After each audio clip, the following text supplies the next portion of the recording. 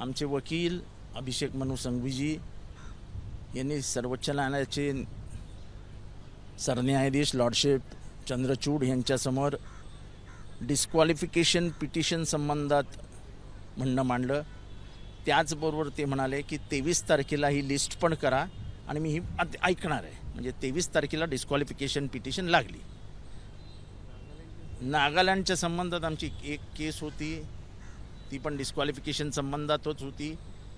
ती ऐकताच न्यायमूर्ती लॉर्डशिप सूर्यकांतजी आणि बहनजी यांनी 16 तारखेला हे मॅटर लिस्ट करा असा आदेश दिला आणि त्याच्यात इश्यू नोटीस म्हणून म्हटलेलं आहे।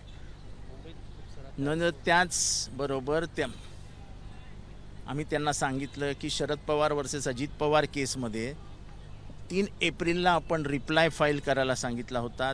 त्यांनी ते गांभीर्याने घेतलेलं नाही। त्यांनी आज दिवसापर्यंत रिप्लायच फाईल केलेला नाही। तेही त्यांना अत्यंत गांभीर्याने घेतलं आणि 16 तारखेला तेही लिस्ट करा, मी तेही हे ऐकणार आहे असं त्यांनी सांगितलं। आणि त्याबरोबर हे दोन्ही टॅग करून टाकले। म्हणजे कोर्ट अत्यंत महाराष्ट्रामध्ये ज्या काही घडामोडी घडल्या आहेत त्या अत्यंत गांभीर्याने घेत आहेत असं कोर्टाच्या एकंदर आज म्हणजे त्यांच्या बोलण्यावरनं दिसलं की त्यांनी ते अत्यंत गांभीर्याने घेतले। मुंबईमध्ये खूप पाऊस पडतोय, जनजीवन विस्कळीत झालंय, सरकारच्या वतीनं हलगर्जीपणा होतोय का? काय उपाययोजना करणं गरजेचं आहे? असं की नेहमी सांगतो, जेव्हा ते आमच्या सरकारवर टीका करायचे किंवा महापालिकेवर टीका करायचे, मुंबई ही बशीसारखी आहे, बशीसारखी। त्यामुळे मुंबईमध्ये जास्त पाऊस पडला की बशी भरणार। त्यामुळे बोट एक दुसऱ्याकडनं आयुष्यभर दाखवत बसू नका। मुंबईचं एकंदर जॉग्राफिकल रचनाच अशी आहे, त्याची डेमोग्राफिक रचनाच अशी आहे की मुंबईमध्ये पाणी साचणारच।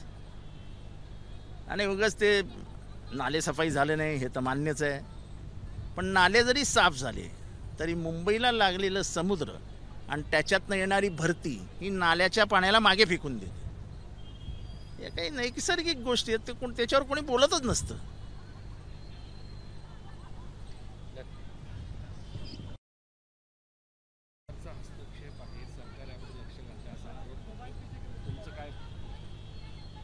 नाही, मला वाटतं ही मुंबईची दुसरी बाजू जी समोर येते किंवा ही जी काही पैसेवाल्यांची आणि सत्ताधीशांची जी काही दादागिरी समोर येते ही अत्यंत घृणास्पद आहे।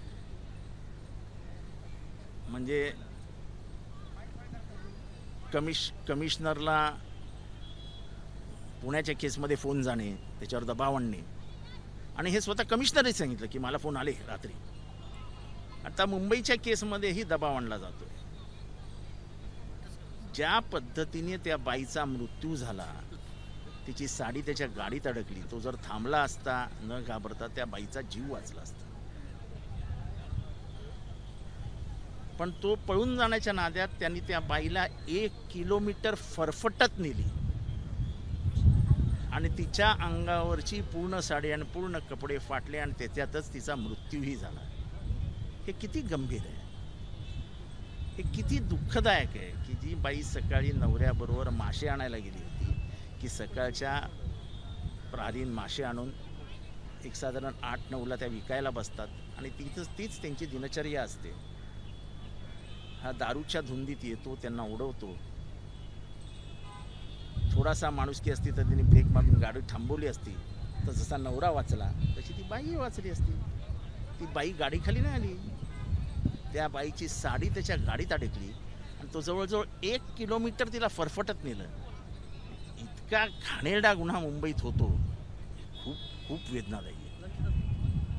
या सगळ्या प्रकरणामध्ये राजकीय हस्तक्षेपाचा आरोप सातत्याने केला जातोय, कारण का ते ज्या पक्षाचे आहेत त्या पक्षाचे नेते आता सत्तेत आहेत, त्यामुळे हा आरोप होणं साहजिक आहे आणि त्यांनी ह्याच्यापासून लांब राहून कडक कारवाई करावी।